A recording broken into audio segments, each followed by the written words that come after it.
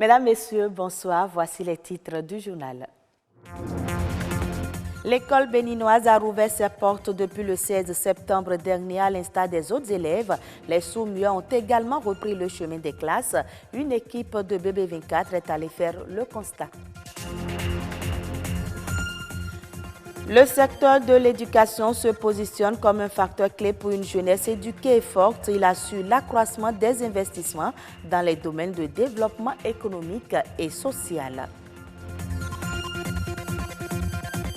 Sensibiliser la communauté internationale à l'importance du tourisme et à sa valeur du point de vue social, culturel, politique et économique. C'est l'objectif de la Journée mondiale du tourisme. L'événement est célébré ce 27 septembre. Merci de votre fidélité. Plus d'une semaine déjà que l'école béninoise a ouvert ses portes pour le compte de l'année scolaire 2019-2020. Un tour au collège d'enseignement général de Vedoko. Les élèves sous-muets ont aussi repris les activités pédagogiques sur le nouveau site de leur école. Une incursion à l'école béninoise des Sous. Patrick Adjagbodjou et Alphonse Okbade ont fait le constat de l'effectivité de la reprise des classes. Reportage. Derrière ces deux portails se trouve le collège d'enseignement général de Vedoko. Il s'éveille et les apprenants s'égayent dans tous les sens. C'est la récréation. Mais ici, deux catégories d'élèves se côtoient. Des élèves tout comme les autres et ceux à besoins spécifiques. Bienvenue, enseignant, se dirige après la pause de 10 heures vers sa classe où l'attendent déjà ses élèves. La rentrée scolaire 2019-2020 a démarré à l'école béninoise pour les sourds depuis le lundi 16 septembre 2019. Et nous sommes en train de mener les activités pédagogiques actuellement. Tous les élèves presque sont là. C'est vrai qu'il y en a qui traînent encore les pas, vu que l'école a été délocalisée pour l'intérieur du CEG Vedoko. C'est ce module de 4 classes qui accueille l'école béninoise des sourds. Dans toutes les classes, presque tous les élèves sont présents. Nous avons du CI au CM2. Cela suppose que nous formons pour le CEP, le certificat d'études primaires. Pour les 6 classes que nous avons, nous ne sommes que 3 à encadrer ces enfants du CI au CM2, ce qui nous a poussé à jumeler les classes. Bienvenue encadre les classes de CM1 et de CM2. Il s'applique déjà à former certains d'entre eux à l'examen du certificat d'études primaires, CEP. Pendant ce temps, le CI et le CP sont tenus par cet instituteur qui enseigne aux enfants les savoirs fondamentaux. Ici, les élèves du CE1 et du CE2 apprennent déjà, eux aussi, les diphtongues. Par exemple, en français, nous sommes en train d'étudier les diphtongues. Les diphtongues, tout ce qui est prévu au programme dans l'enseignement pour ces enfants-là. Des enfants qui souffrent de déficience auditive, certes, mais qui parviennent à communiquer avec leurs différents instituteurs. Le seul moyen de communication est la langue des signes. La langue des signes, c'est ça. Et tout, c'est des codes, c'est des gestes, d'accord? Et ça se fait avec les mains, les doigts. Et ça se fait avec pratiquement tout le corps, avec l'expression faciale et beaucoup de choses, beaucoup de gesticulations avant de faire comprendre aux apprenants vraiment ce qu'il faut. C'est ça. Sans ça, l'enseignement ne passe pas. À l'école béninoise des sourds, tous les cours sont dispensés simultanément en français et en langue des signes, une langue qui se parle avec les doigts et s'écoute avec les yeux. Et nous parlons toujours éducation. En Afrique, environ 70% de la population est composée de jeunes de moins de 30 ans. Une jeunesse qui exige un accroissement des investissements dans les domaines de développement économique et social. Et d'ailleurs, le secteur de l'éducation se positionne comme un facteur clé pour une jeunesse informée, éduquée, forte et organisée. Esther Djossa, administratrice des associations de jeunes, explique l'importance d'éduquer la jeunesse. Elle est au micro de Patrick Adjabodjou et Samson Thiomo. L'éducation, c'est le socle de la vie, je dirais. Sans éducation, vous n'êtes pas sociable, vous n'appartenez même pas à une communauté parce que c'est l'éducation qui vous définit et qui permet aux autres de vous identifier par rapport à une communauté. Et déjà, de ce part, l'éducation permet aux jeunes de se sentir membres d'une communauté et membres d'une nation. En dehors de ça, c'est l'éducation, donc précisément l'instruction qui ouvre les portes à l'emploi chez nous.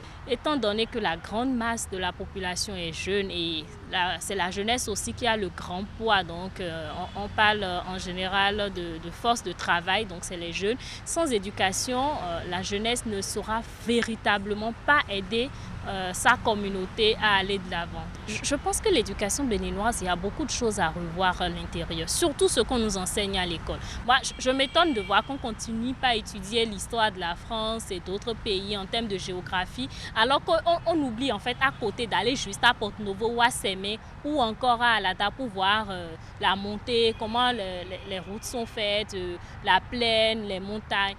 On n'étudie pas les trucs personnels que nous avons. Du coup, le jeune béninois, en fait, il est plein d'initiatives, il a plein d'idées, mais parce qu'il ne connaît pas très bien sa communauté, il ne sait pas comment s'y prendre. Vous n'êtes pas sans savoir que les personnes réfugiées, migrants, donc qui sont en situation de mouvement, n'ont pas toujours accès à cette éducation. Donc, il est temps qu'on commence par réfléchir à on fait comment pour aider cette personne. Le monde entier célèbre ce 27 septembre la Journée mondiale du tourisme, une occasion pour la communauté internationale de mettre l'accent sur l'importance du tourisme et de sa valeur sociale, culturelle, politique et économique. L'objectif est de souligner également la contribution de l'industrie touristique à l'atteinte des objectifs de développement durable. Arthur Wendo pour plus de précisions. Le secteur touristique représente aujourd'hui plus de 10% du produit intérieur brut et près d'un emploi sur 10. Il est doté d'un patrimoine culturel non négligeable. Sans le patrimoine culturel, on ne peut pas parler de tourisme. Et donc, lorsqu'on va vouloir développer le tourisme dans une localité, la première des choses à faire, c'est de pouvoir bien s'occuper de ce patrimoine culturel dans une démarche d'entretien, de conservation et de transmission de ce patrimoine d'une génération à une autre. Au plan national, ce secteur représente 2,6% du produit intérieur brut et est pourvoyeur d'emplois à 5,6%. Le thème de la journée fait focus sur l'opportunité que constitue le tourisme en termes d'emploi. C'est ce que nous retenons concrètement. Et évidemment, justement, le tourisme crée beaucoup d'emplois. Il y a les guides de tourisme, il y a tous ces corps multi-acteurs qui interviennent dans le secteur, les artisans, les hôteliers, les transporteurs. Donc, vous voyez que lorsqu'on s'occupe bien de ce secteur, c'est que c'est une ouverture pour la création d'emplois. Ces patrimoines culturels touristiques sont génératrices de revenus. Alors, il convient d'adopter une véritable politique de leur promotion. Vu le potentiel matériel en matière de patrimoine que dispose le pays, nous devons faire la promotion, n'est-ce pas, alors de ce tourisme pour développer cette industrie. Faire aimer d'abord le secteur aux enfants dès leur jeune âge. C'est aussi que les populations elles-mêmes du pays veuillent découvrir ce qu'elles ont d'intéressant. Et donc, dans nos écoles, dans notre programme scolaire, qu'on fasse aimer la chose touristique aux enfants, qu'ils veuillent aller vers ce secteur-là, qu'ils veuillent en apprendre davantage et pourquoi pas ne pas travailler dans ce secteur.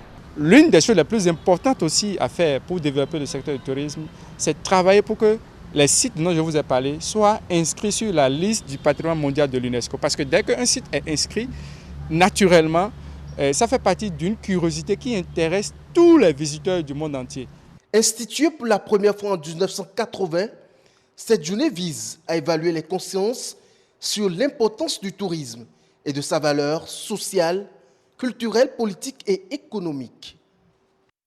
Les sécheresses induites par le changement climatique pourraient toucher plus de 60% des zones favorables à la culture du blé, contre 15 actuellement dans l'hypothèse d'un statu quo dans la lutte contre le phénomène. C'est ce que rapporte Bloomberg qui cite une étude parue dans le journal Science Advance. D'après les conclusions des experts, cette situation, si elle se concrétise, pourrait notamment engendrer une hausse des prix de la matière première, l'insécurité alimentaire, voire l'instabilité politique.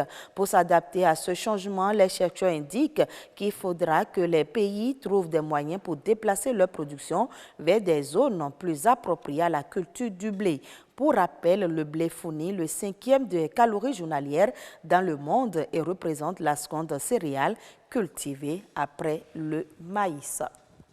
En Tanzanie, les autorités ont instruit les acteurs qui interviennent dans le secteur énergétique d'entamer une procédure de revue à la baisse du tarif électrique. Cette mesure a pour but de rendre l'énergie abordable à la majorité des Tanzaniens. Dans le même temps, le secteur privé a été exhorté à accompagner le gouvernement dans son processus d'accroissement de la puissance électrique du pays à travers les énergies renouvelables notamment. Le gouvernement a d'ailleurs à cet effet alloué 5 millions de dollars pour accompagner les acteurs du secteur privé, notamment dans la réalisation des études de projet.